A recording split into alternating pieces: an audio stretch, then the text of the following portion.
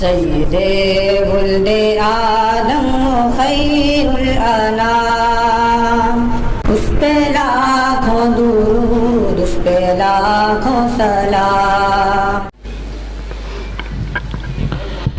الحمد لله نحمده ونستعينه ونستغفره ونؤمن به ونتوكل عليه ونعوذ بالله من شرور أنفسنا ومن سيئات أعمالنا، من يهده الله فلا مضل له ومن يضلله فلا هادي له، ونشهد أن لا إله إلا الله وحده لا شريك له، ونشهد أن سيدنا ونبينا ومولانا محمدا عبده ورسوله صلى الله تعالى عليه وعلى آله وأصحابه وأزواجه وذرياته وبارك وسلم تسليما كثيرا كثيرا. أما بعد، فأعوذ بالله من الشيطان الرجيم. بسم الله الرحمن الرحيم. قل يا أيها الناس قد جاءتكم موعظة من ربكم وشفاء لما في الصدور وهدى ورحمة للمؤمنين. صدق الله مولانا العظيم.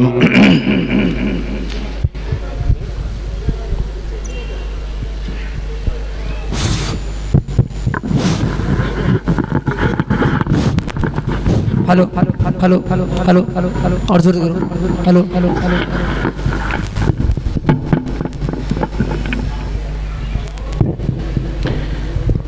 حضرات اکابر علماء کرام کی تشریف فرما ہے، ان کی موجودگی میں مجھ جیسے کم علم طالب علم کا کچھ کہنا بے معنی ہی ہے، لیکن ابتدائی طور پر کچھ باتیں آپ حضرات سے عرض کرنے کا حکم ملا ہے. حضرت مولانا مفتی حفیظ اللہ صاحب کے حکم پر آپ حضرات سے کچھ باتیں عرض کر رہا ہوں. اصل بات تو یہ ہے کہ میرا وقت بھی ہمارے اور آپ کے بزرگ مخدوم گرامی قدر حضرت مولانا حلیم اللہ صاحب دامت برکاتہم العالیہ کو دے دینا چاہیے تھا، اور حضرت ہی کچھ کلمات فرماتے تو ہمارے اور آپ کے لیے بہتر رہتا، لیکن حکم ملا ہے تو حکم کی پاسداری میں کچھ باتیں آپ حضرات کی خدمت میں عرض کروں گا. میں نے آیت کریمہ تلاوت کی ہے اور آپ حضرات کے سامنے اسی سے متعلق کچھ باتیں عرض کروں. ہم میں سے اکثر کو یاد ہوگا، اپنے بچپن میں سنا بھی ہوگا، دیکھا بھی ہوگا، گاؤں محلے میں چھوٹی چھوٹی جگہوں پر چھوٹی چھوٹی مجلسیں منعقد کی جاتی تھی اور نصیحت کی جاتی تھی، نصیحت کو عام کیا جاتا تھا، جس کے ذریعہ سے قوم کے اندر اور نوجوانوں کی اصلاح بآسانی ہوتی تھی. لیکن دھیرے دھیرے یہ معاملہ ختم ہوتا گیا. اب صرف معاملہ جمعہ کے خطابات تک رہ گیا. یہ درمیان میں حضرات ائمہ کرام، علماء اعظام اور کچھ ملی درد رکھنے والے افراد اس بات کی فکر کرتے ہیں اور کوشش کرتے ہیں کہ قوم کے اندر بگاڑ جو لانے کی کوششیں کی جا رہی ہیں، کس طرح سے اس طوفان کو روکا جائے اور اس کے لیے کون سا لائحہ عمل طے کیا جائے، کس طرح لوگوں کو حق اور صحیح بات پہنچائی جائے.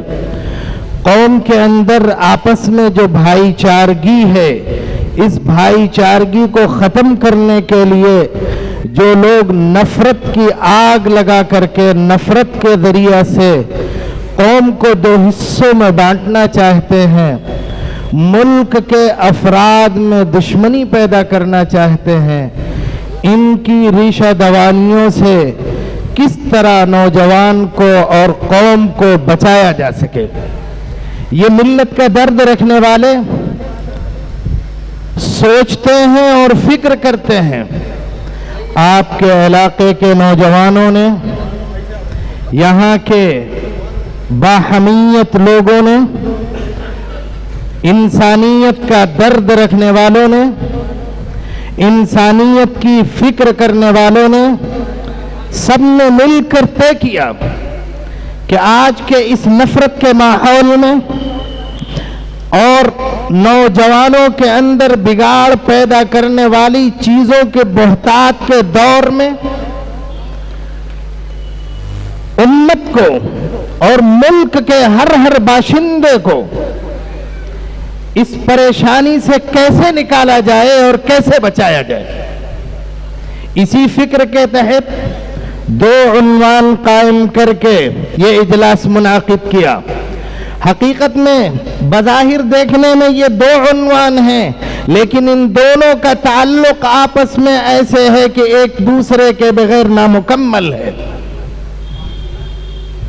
जब भी जनाब मुहम्मदुर रसूलुल्लाह सल्लल्लाहु अलैहि वसल्लम की सीरत तय्यबा से इंसानियत को वाकिफ कराया जाएगा, इंसानियत को हजरत मोहम्मद मुस्तफ़ा सल्लल्लाहु अलैहि वसल्लम की सीरत बतलाई जाएगी और इंसानियत उस सीरत को अपनाएगी, तो उससे ज्यादा इस्लाह शुदा कोई दूसरी कौम नहीं हो पाएगी।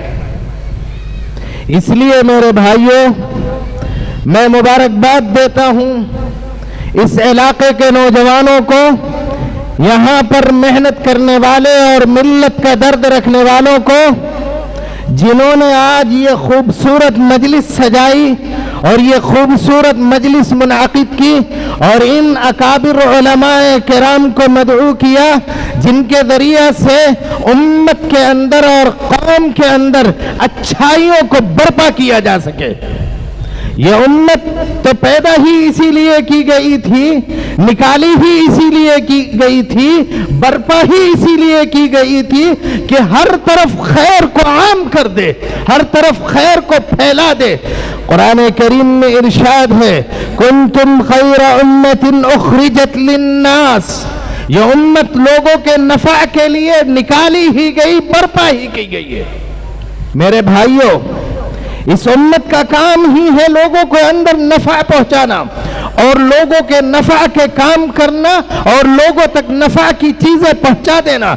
इसीलिए नबी आखिरुज़्ज़मा हादी आलम मोहम्मद अरबी सल्लल्लाहु अलैहि वसल्लम ने इरशाद फरमाया था, खैरुन्नास मन यनफ़उन्नास, सबसे बेहतरीन इंसान वो है जो लोगों के लिए नफा बख्श हो।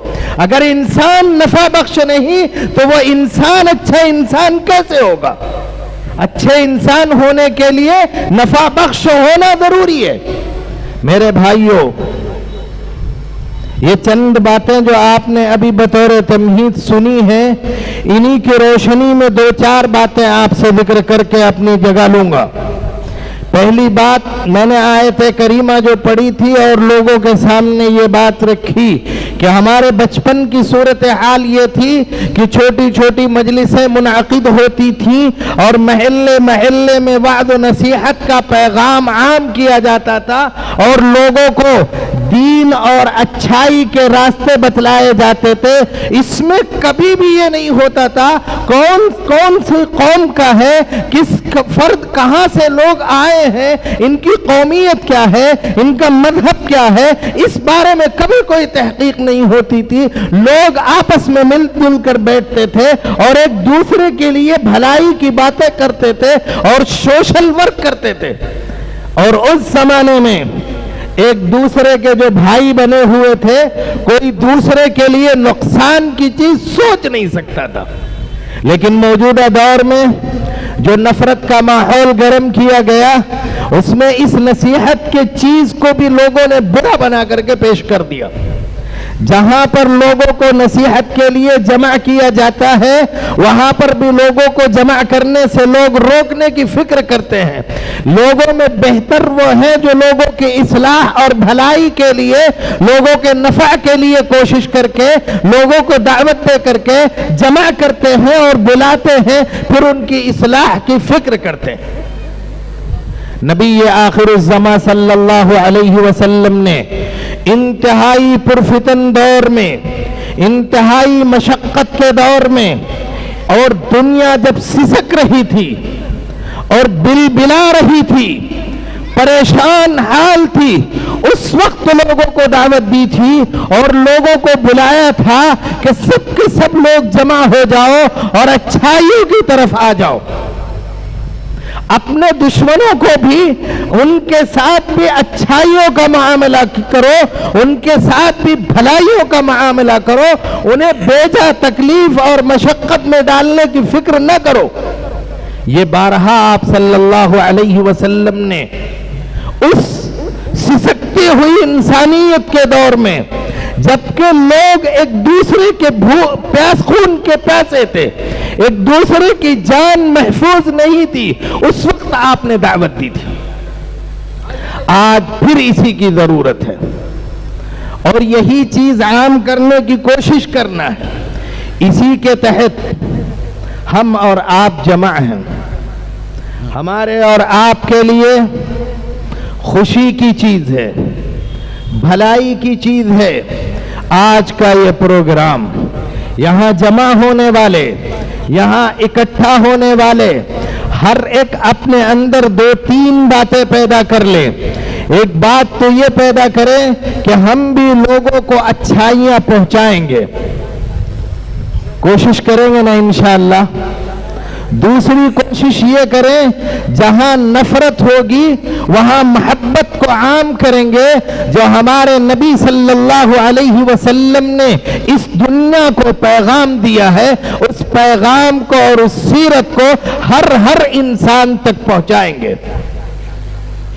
تیسری بات، آپ حضرات سے یہ میری آخری درخواست ہے کہ یہ تہیہ کر لیں کہ شروع سے آخر تک اس پروگرام کو سماعت کریں گے اور یہاں جو علماء کرام نصیحت فرمائیں گے ان نصیحتوں کو اپنے دامن سے باندھ لیں گے اور اپنے دلوں میں بسا لیں گے اور اسی بات کو پوری دنیا میں پہنچانے کی فکر کریں گے نا انشاءاللہ. میں اپنی بات یہیں پر ختم کر رہا ہوں. وآخر دعوانا ان الحمدللہ رب العالمین. جزاکم اللہ.